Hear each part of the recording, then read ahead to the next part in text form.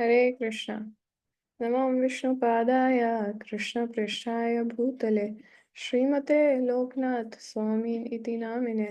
नमो विष्णुपादाय कृष्णपृष्ठाय भूतले श्रीमते भक्तिवेदांत स्वामी इति नामिने। नमस्ते सारस्वते देवे गौरवाणी प्रचारिणे निर्विशेषा शून्यवादी पाश्चात्य देश तारिणे। वाञ्छाकल्पतरुभ्यश्च कृपा सिन्धुभ्य च पतितानां पावनेभ्यो वैष्णवेभ्यो नमो नमः। जय श्री कृष्ण चैतन्य प्रभु नित्यानंद श्री अद्वैत गदाधर श्रीवासादि गौर भक्त वृंद। हरे कृष्णा कृष्ण कृष्ण हरे हरे हरे राम राम राम हरे हरे। मूकं करोति वाचालं पङ्गुं लङ्घयते गिरिं यत्कृपातमहं वन्दे श्रीगुरून् दीनतारिणं परमानन्दमाधवं श्रीचैतन्य ईश्वरम्। तो आज हम श्रील प्रभुपाद चैप्टर 7 का पार्ट 8 डिस्कस कर रहे हैं। तो हमने लास्ट क्लास में जाना था कि प्रभुपाद एक बहुत हैवी इंस्ट्रक्शन देते हैं रामेश्वर प्रभु को। और वो इंस्ट्रक्शन ये थी कि 2 महीने के अंदर चैतन्य चरितमृत पूरी कंप्लीट सेट प्रिंट हो जाना चाहिए। तो ये बहुत ही ऑलमोस्ट इम्पॉसिबल इंस्ट्रक्शन थी, लेकिन प्रभुपाद के डिसाइपल्स ने इतना फेथ रखा कि प्रभुपाद लाइक हमारे स्पिरिचुअल मास्टर अगर हमें कह रहे हैं तो अब हमें सारे लॉजिकल रीजनिंग सबको त्याग देना चाहिए, मटीरियलिस्टिक, और जो बोल रहे हैं बस वो हमको करना है। तो प्रभुपाद ने प्रॉमिस किया था कि जब तक तो उन्होंने प्रभुपाद के आगे कंडीशन रखी थी कि प्रभुपाद हमें आपकी प्रेजेंस होनी चाहिए, क्योंकि बंगाली को ट्रांसक्रिप्ट करने में हम इतने एक्सपर्ट नहीं है। संस्कृत को करने में थोड़ा सा अभी हमें समझ आ गया, बट बंगाली नहीं, तो हमें आपकी ज़रूरत रहेगी। तो प्रभुपाद ने उनको कहा ठीक है, मैं आपके साथ 2 महीने रुकूंगा। लेकिन क्योंकि प्रभुपाद एक जगह पे इतना समय नहीं रुक सकते, प्रभुपाद को प्रीचिंग करना है, तो प्रभुपाद बहुत जल्द फिर आगे टूर पे चले गए। तो श्रीला प्रभुपाद नॉर्थ अमेरिका के टूर पे थे और फिर बीच में इंटरप्ट हो गया। वो कैसे कि न्यू दिल्ली से एक डिसाइपल थे तेजस प्रभु। उन्होंने प्रभुपाद को कहा कि एक मीटिंग आपकी अरेंज की जा सकती है इंदिरा गांधी के साथ। वो प्राइम मिनिस्टर थी। तो प्रभुपाद ने कहा तुरंत हमें दिल्ली जाना होगा। तो प्रभुपाद ने अपने सारे प्लान्स को साइड कर दिया और प्रभुपाद ने कहा डिवोटी को ऐसे अपॉर्चुनिटीज पे तुरंत एक्ट करना चाहिए, ये बहुत अच्छी अपॉर्चुनिटी है। फिर हरिकेश प्रभु प्रभुपाद के उस वक्त असिस्टेंट थे। तो उन्होंने पूरी ट्रिप प्लान की कि पहले वो मॉन्ट्रियल जाएंगे, एक रात रुकेंगे, फिर पेरिस जाएंगे और फिर पेरिस से दिल्ली। तो जैसे ये बात सारे डिवोटीज को पता चली कि मॉन्ट्रियल सॉरी टोरंटो में उस वक्त प्रभुपाद है कि प्रभुपाद अचानक से जा रहे हैं, तो वो प्रभुपाद से कुछ कुछ पूछने लगे, अपने क्वेरीज लेके आने लगे। फिर उसमें से एक 5th कैंटो श्रीमद् भागवतम वो ट्रांसक्रिप्ट कर रहे थे, लिख रहे थे एज इन सुन सुन के टाइप कर रहे थे। तो उन्होंने कहा प्रभुपाद इसमें से क्वेश्चन है। अभी ज्यादा क्वेश्चन उनमें क्यों आ रहे थे कि वो सुन रहे थे, लेकिन क्योंकि उसमें यूनिवर्स का पूरा स्ट्रक्चर बताया हुआ है 5th कैंटो में, तो वो अपना दिमाग भी लगा रहे थे। उनको लग रहा था ये क्या, ऐसे कैसे हो सकता है, ऐसे कैसे हो सकता है। तो वो प्रभुपाद से ऐसे क्वेश्चंस पूछ रहे थे। तो प्रभुपाद ने कहा ये सारे सारे क्वेश्चंस बहुत ही अनइंटेलिजेंट है, बुद्धिमान वाले प्रश्न नहीं है। उन्होंने कहा बस तुम एज इट इज उसको करो टाइप। और फिर प्रभुपाद ने बीबीटी को भी ऑर्डर दिया कि you just simply print the books as they are, जैसे मैं कह रहा हूँ। उसके बाद प्रभुपाद के बारे में यहाँ कहते हैं कि इंडिया जाने का पर्पस सिर्फ प्राइम मिनिस्टर से मिलना भी नहीं था। एक्चुअली इंडिया में प्रोजेक्ट्स बहुत टाइम से पेंडिंग भी थे। बॉम्बे, वृंदावन वृंदावन पूरा कंप्लीट नहीं हुआ था, हालांकि उसका हमने अभी जाना, इनॉग्रेशन हो गया, बट बहुत कुछ करना भी वहाँ भी बाकी था। तो ब्रह्मानंद स्वामी महाराज ऐसा बताते हैं कि ऐसा लग रहा था कि प्रभुपाद कोई बहाना ढूंढ रहे थे इंडिया जाने, क्योंकि उस वक्त इंडिया को अकेले प्रभुपाद जीबीसी थे, अकेले मैनेज कर रहे थे। तो प्रभुपाद ने एक लेटर लिखा सुरभि प्रभु को वृंदावन में कि मैं बहुत डिसअपॉइंट हूँ कि मेरे बिना चीज़ें हो नहीं पा रही। तो प्रभुपाद कहते हैं you are all simply writing letters to me, कि आप सिर्फ चिट्ठी लिखते जा रहे हो मुझे, मेरे फिजिकल प्रेजेंस के बिना आप कुछ नहीं कर पा रहे हो। तो फिर प्रभुपाद कहते हैं लेकिन ठीक है, मैं चाहता हूँ कि आप सावधान रहो और ऐसे जब आप कोई लैंड खरीदते हो तो इसमें बहुत चांसेस हैं कि लोग आपको चीट करें, तो यहाँ पे प्रभुपाद कंसर्न हो जाते हैं। तो प्रभुपाद कहते हैं मैं चाहता हूँ कि आप, ये बहुत रिस्की है तो आप बहुत केयरफुल रहो, ध्यान से करो। और प्रभुपाद फिर कहते हैं कि मुझे रेगुलर रिपोर्ट करते रहो, क्योंकि मैं बहुत उत्सुक रहता हूँ, मुझे मुझे बहुत प्रसन्नता होती है रेगुलर रिपोर्ट्स जब मैं आपकी देखता हूँ, पढ़ता हूँ। उसके बाद प्रभुपाद न्यू दिल्ली आते हैं August 22, 1975। अभी प्रभुपाद दिल्ली आ गए। तो 9:15 सुबह प्रभुपाद की मीटिंग है प्राइम मिनिस्टर के साथ। तो सब जाते हैं। अभी कुछ टाइम पहले यहाँ पे बताते हैं, 2 दिन पहले एक्चुअली, कि जो बांग्लादेश की प्राइम मिनिस्टर थी उसको असैसिनेट किया गया था, उसको मार दिया था। तो अभी ऐसे कुछ अफवाह फैल रही थी कि मिसेस इंदिरा गांधी नेक्स्ट हो सकती है।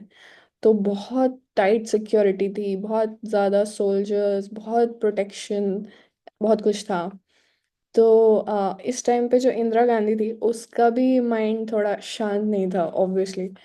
तो जब फॉरेनर्स, प्रभुपाद के फॉरेनर डिसाइपल्स अंदर आना चाहते थे, तो उन्होंने प्रभुपाद के डिसाइपल्स को रोक दिया। उन्होंने कहा कि सिर्फ प्रभुपाद अंदर जाएंगे, और उसके बाद भी बहुत हैवी चेकिंग के बाद प्रभुपाद को अंदर जाने दिया।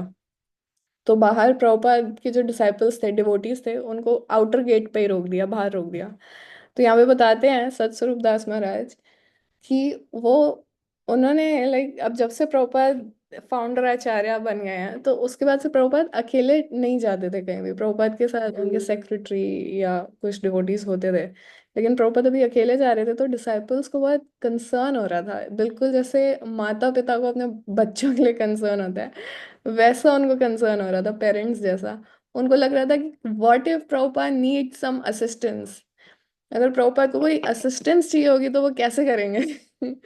मतलब आई वाज थिंकिंग कि प्रभुपाद अकेले आए हैं न्यूयॉर्क, सब कुछ प्रभुपाद ने अकेले किया, and right now they are thinking like that, they have so much love. So जब प्रभुपाद अंदर जाते हैं तो प्रभुपाद के पास एक छोटा सा नोट होता है। उसमें प्रभुपाद ने बहुत ही क्रैम, मतलब बहुत ही जल्दी जल्दी वाली हैंड राइटिंग में 10 पॉइंट्स बनाए हैं कि किस बारे में वो इंदिरा गांधी से बात करने वाले हैं। तो ये पॉइंट्स बहुत इंटरेस्टिंग है। तो जिसमें से पहला पॉइंट है कि प्रभुपाद बोलने वाले हैं कि उनके 500 फॉरेनर डिसाइपल्स को इमिग्रेशन दिया जाए, परमानेंट वीजा दी जाए इंडिया की। सेकंड था कि पार्लियामेंट में जितने भी मिनिस्टर्स हैं सब ब्राह्मण इनिशिएटेड होने चाहिए। और इस पे हम हंस रहे हैं but Prabhupada is very serious about it. Third, third Prabhupada एक पॉइंट लिखते हैं, संजय द किंग। फोर्थ लिखते हैं, close slaughter houses. Fifth, chanting. Sixth, meat eating should be at home, there should be no public meat eating. Seventh, prostitution punishable, उसको रोक देना चाहिए। Eighth, no religious group except Bhagavad Gita as it is. Ninth, all government officers must join Kirtan at least twice a day. Tenth, support Krishna consciousness all over the world. So, Prabhupada ये 10 points पे इंदिरा गांधी से बात करने जा रहे थे। फिर प्रभुपाद प्रभुपाद के लिस्ट में टॉप पे क्या है कि सबसे पहले प्रभुपाद के जो वेस्टर्न डिसाइपल्स हैं उनको परमानेंट वीज़ा ग्रांट की जाए, उनको दे दी जाए। क्योंकि बहुत हफ्तों से ऐसा चल रहा था कि जो फॉरेन डिवोटीज थे मायापुर में और इवन वृंदावन में जहाँ भी थे, तो उनको कह रहे थे आपको अभी कंट्री छोड़नी पड़ेगी, आपका टाइम हो गया है। अभी वापस उनको अपनी कंट्री में जाना, फिर सब कुछ रिन्यू करके वापस आना, इसमें खर्चा बहुत हो रहा था। तो अभी वो इस्कॉन में इस पे इतना खर्चा अफोर्ड नहीं कर सकते, लाइक ऑलरेडी अभी फाइनेंसेस चाहिए, टेम्पल के लिए फंड्स चाहिए, और उसके बाद इसमें भी पैसा जा रहा है, 6-6 महीने बाद वीज़ा रिन्यू करने में वापस जाना पड़ रहा है। तो प्रभुपाद को पहले से, तो प्रभुपाद कभी भी किसी गवर्नर से मिलते थे, पार्लियामेंट के किसी मेंबर से मिलते थे, कोई भी इन्फ्लुएंशियल पर्सन से मिलते थे, प्रभुपाद इसी बारे में बात करते थे कि मेरे वेस्टर्न डिसाइपल्स को आप परमानेंट वीज़ा ग्रांट कर दीजिए, दे दीजिए। तो यहाँ पे प्रभुपाद के टॉप पे इसलिए ये कंसर्न था। अ, तो प्रभुपाद चाहते थे कि इंदिरा गांधी 500 डिसाइपल्स को परमानेंटली इंडिया में रहने दे। और जो बाकी पॉइंट्स थे वो शास्त्रिक थे, कि प्राइम मिनिस्टर को कैसा होना चाहिए, कि वो कृष्णा कॉन्शियसनेस को सपोर्ट करे, कैसे पहले जमाने में राज ऋषि होते थे, मतलब राजा भी होते थे, ऋषि भी होते थे, दोनों गुण होते थे, तो उससे प्रजा का भी प्रजा का ही और मतलब बेनिफिट हो रहा है। और उससे क्या है, उससे एक्चुअली में क्राइम खत्म हो रहा है, उससे एक्चुअली में सोसाइटी में शांति आ रही है, संपन्नता आ रही है, खुशी आ रही है, एक्चुअल चीजें इसी से आ रही हैं। तो इंदिरा गांधी का बहुत स्ट्रांग उस टाइम कंट्रोल भी है। तो वो ये प्रॉपर सोच रहे थे कि ये बताने से कुछ इफेक्ट होगा, कुछ फायदा होगा। तो तो प्रभुपाद जब एंटर करते हैं रूम में, तो इंदिरा गांधी खड़ी हो जाती है, और फिर वो बहुत रिस्पेक्टफुली प्रभुपाद को ग्रीट करती है और उनको बैठने के लिए जगह देती है। लेकिन प्रभुपाद, मतलब इट इज सो अमेजिंग कि प्रभुपाद एक सेकंड में समझ जाते हैं कि उसका मेंटल स्टेट ठीक नहीं है, वो बहुत डिस्ट्रैक्टेड है, उसका ध्यान कहीं और है, और वो बहुत ही ज्यादा भयभीत भी है अपने जीवन को लेके। She is very fearful of her life. तो फिर थोड़ी देर में वो एडमिट भी कर लेती है खुद, इंदिरा गांधी, की हाँ ऐसा है। और फिर प्रभुपाद समझ जाते हैं कि एक्चुअली, फिर इंदिरा गांधी कहती है कि एक्चुअली ये मिलने का ठीक समय नहीं है, वो प्रभुपाद को कहती है। तो प्रभुपाद कहते हैं कि एक्चुअली उसको अभी नहीं मिलना था, वो सिर्फ इसलिए मिली क्योंकि उसने एक टाइम पे प्रॉमिस किया था कि वो मिलेगी। तो उसने अपनी प्रॉमिस को रखा। वो पहले तो मिलना चाहती थी प्रभुपाद से, और फिर उसने अपने प्रॉमिस को रखा। इससे पता चलता है उसका कुछ इंक्लिनेशन था आध्यात्मिक जीवन में। लेकिन अभी परिस्थिति ऐसी है कि उसको अपने जीवन का भय है। तो इसलिए अभी प्रभुपाद ने सोचा इन सब चीज़ों पे बात करने का कोई फायदा नहीं है। तो फिर जो इंदिरा गांधी थी वो प्रभुपाद को बहुत एडमायर करती हैं उनके कार्य के लिए, उन्होंने जो भी किया है उसकी बहुत प्रशंसा करती है। फिर प्रभुपाद कहते हैं हाँ ये बहुत अच्छे लड़के हैं, ये they are good boys. Prabhupada कहते हैं आप इनके लिए अगर परमानेंट वीज़ा कर सकते हैं तो अच्छा होगा। तो वो तुरंत मान जाती है, ठीक है। और फिर वो फिर से कहती है कि अभी ठीक परिस्थिति नहीं है और बात करने के लिए। तो फिर वो उस वार्तालाप को वहीं अंत कर देते हैं और फिर प्रभुपाद वहां से चले जाते हैं। फिर कुछ दिन बाद जब प्रभुपाद न्यू दिल्ली में ही थे, तो रामेश्वर प्रभु बीबीटी से, तो वो प्रभुपाद को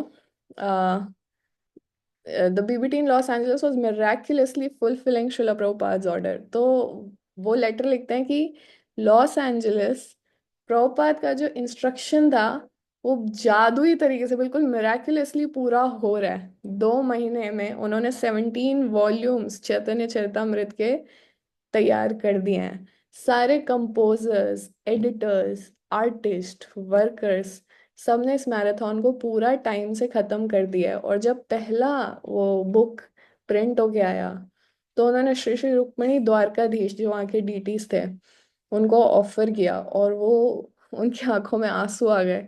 उनसे रहा नहीं जा रहा था, और वो बार बार प्रभुपाद का प्रणाम मंत्र बोल रहे थे। उन्होंने एक ऐसा इंस्ट्रक्शन फुलफिल किया, ऐसा आदेश पूरा किया जो कि एक्चुअली में असंभव था। और वो भगवान ने किया, उनको निमित्त मात्र बना के।